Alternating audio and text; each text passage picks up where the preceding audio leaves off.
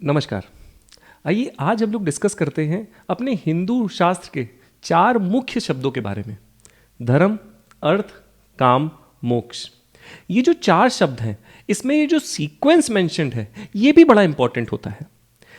धर्म की जब हम लोग बात करते हैं तो धर्म क्या हुआ? जो हमने धारण करके रखा है।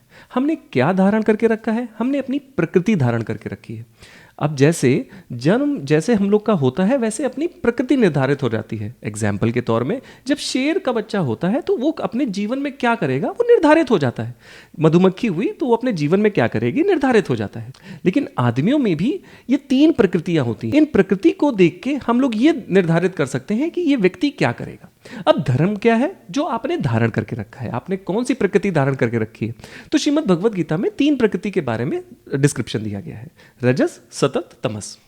तो ओवरऑल जो अपनी प्रकृति होती है, अगर हम उसके अनुसार अपना जीवन व्यापन करें, उसके अनुसार अपनी लाइफस्टाइल हैबिट हो, तो हमने धार्मिक काम किया। जैसे अगर शेर शिकार करता है तो हम सभी लोग देखते हैं, एंजॉय करते हैं, टिकट खरीद के नेशनल पार्क जाते हैं उसको देखने के लिए, क्योंकि वो धार्मिक कार है। क्यों धार्मिक कार है? क्योंकि वो शिकार करने के लिए बना हुआ है। यहीं पे अगर हिरन शिकार करने में आ जाएगी तो बड़ा अधार्मिक कार हो जाएगा, क्योंकि हिरन बनी नहीं है, उसको प्रकृति ने वैसा बनाया नहीं है। ऐसा ही मनुष्यों के साथ हो जाता है। जब कोई सतत प्रकृति वाला व्यक्ति फैक्ट्री लाइन पे आ जाता है तो ये अधार्मिक कार हो जाता है। वो फैक्ट्री लाइन को सोल्यूशन तो प्रोवाइड कर सकता है, लेकिन खुद सेल्फ में फैक्ट्री नहीं चालू कर सकता। रजस प्रकृति वाला जब फैक्ट्री खोलता है तो यह धार्मिक कार हो जाता है। तो ये जो अपने 4 शब्द है ना, धर्म, तो जब आप अपने धार्मिक स्टेट में होते हैं, जो आपकी प्रकृति है, आप उस स्टेट में है, तब ही आपको अर्थ मिलेगा। अपनी एक केस स्टडी डिस्कस करता हूं। मेरे क्लाइंट सतत एलिमेंट के हैं, ठीक है। अब उनका जो बिजनेस चलता था उसमें क्लाइंट्स फॉरेनर्स क्लाइंट होते थे, और उनका हाई टिकट प्राइस प्रोडक्ट था, सर्विस थी, और उनका हाई टिकट प्राइस सर्विस थी। तो क्या हुआ, उनका मेरे पास कॉल आया कि यार प्रखर, 1 महीने से कोई क्लाइंट टर्न अप नहीं हो रहा। तो हम लोग वीडियो कॉल में बात कर रहे थे, और वीडियो कॉल में बात करते करते मैंने देखा कि वो कॉपर बॉटल से पानी पी रहे हैं। अब मैं तो उनको जानता हूं उनकी प्रकृति क्या है, तो मैंने पूछा ये कॉपर की बॉटल कब से यूज कर रहे हैं? तो कह रहे हैं एक बाबा जी आए थे, उन्होंने कहा था कॉपर की बॉटल यूज करो, डाइजेशन अच्छा रहता है। अब कॉपर जो हो जाता है वो रजस प्रकृति वालों के लिए।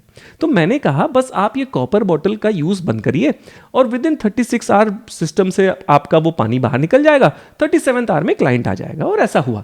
तो जब व्यक्ति धर्म का पालन करता है, मतलब अपने प्रकृति के अनुसार जीवन को जीता है, तब अर्थ आता है, ठीक है। अर्थ का मतलब पैसा, मीनिंगफुलनेस, आपके अंदर सेटिस्फैक्शन, जो आप जी रहे हैं, जो सर्विस आप प्रोवाइड कर रहे हैं, जो प्रोडक्ट आप प्रोवाइड कर रहे हैं, उसको करने में सेटिस्फैक्शन भी अर्थ है।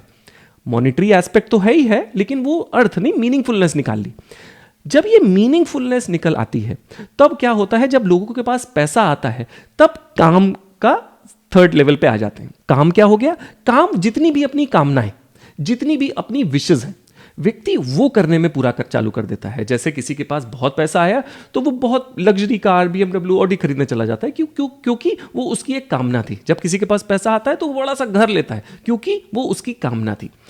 जब धर्म, अर्थ, काम, अब ये 3 प्रोसेस जब कंप्लीट हो जाते हैं, तो अपने यहाँ के जो शास्त्र हैं इतने एडवांस और इतनी ज़्यादा ह्यूमन इंटरनल माइंडसेट को स्टडी करे होते हैं कि उन्होंने कहा मोक्ष। चौथा और लास्ट स्टेप आता है धर्म, अर्थ, काम, मोक्ष। ये जो मोक्ष है, इसका अगर आप मीनिंग पूरी देखेंगे तो मोह का क्षय, मतलब एक इल्यूजन का खत्म होना।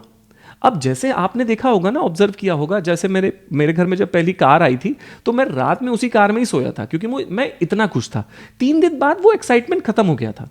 ऐसे ही जब नहीं घर का होता है कि घर मिल जाए, जब घर मिल जाता है उसके बाद वो एक्साइटमेंट खत्म हो जाता है। हम लोग को लगता है कि नहीं ये बड़ी कार आ जाएगी तो हम लोग को खुशी मिलेगी। हम लोग को लगता है कि नहीं ये बड़ा घर हो जाएगा तब मैं शायद खुश हो जाऊंगा। हमको लगता है कि शायद ये जॉब में जब प्रमोशन मुझको मिल जाएगी तो मैं खुश हो जाऊंगा।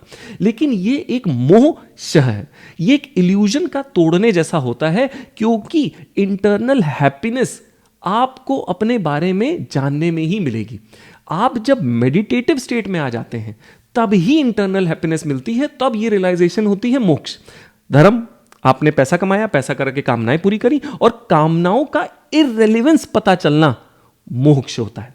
ऐसा नहीं होता कि जब आप खत्म हो जाएंगे, जब आपकी फिजिकल बॉडी डिग्रेड होके जब डेथ हो जाएगी आपकी, तभी मोक्ष होगा ना। मोक्ष का मतलब होता है इल्यूजन का टूटना। तो ये जो 4 स्टेप्स हैं अपने शास्त्रों में, जो मुख्य शब्द हैं धर्म अर्थ काम मोक्ष, ये बड़े इंपॉर्टेंट हो जाते हैं।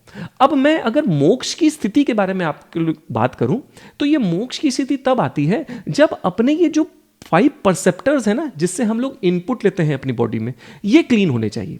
अब जैसे मान के चलिए मेरी आंखें बुरा देख रही हैं, मेरी कान बुरा सुन रहे हैं, मेरी जीभ बुरा खा रही है, तो क्या होगा ना, आप इंटरनली इनपुट ही आपने बुरी चीज का ले लिया। और कोई भी साइंटिफिक मेथड, कोई भी ऐसी मशीन नहीं बनी कि आपके सबकॉन्शियस माइंड को क्लीन कर पाए, एक्सेप्ट मेडिटेशन। अगर आप मेडिटेटिव स्टेट में आके अपने इन 5 सेंसेस में वर्क करते हैं और इनको क्लीन करने का प्रयास करते हैं, तब आपको हर चीज अच्छी लगने लगती है, तब इल्यूजन में भी मजा आने लगता। तो मैंने यही सोचा कि जो मेरा इंटरप्रिटेशन है ये धर्म अर्थ काम मोक्ष का, और जो मेरा अनुभव रहा, मैं आप सभी लोग के साथ शेयर करना चाहता था। ऐसी और भी वीडियोस अगर आप देखना चाहते हैं तो इस चैनल को सब्सक्राइब करिए, एंड अगर कोई भी किसी टॉपिक में आप चाहते हैं मैं डिस्कस करूं तो प्लीज कमेंट में शेयर करिए। धन्यवाद।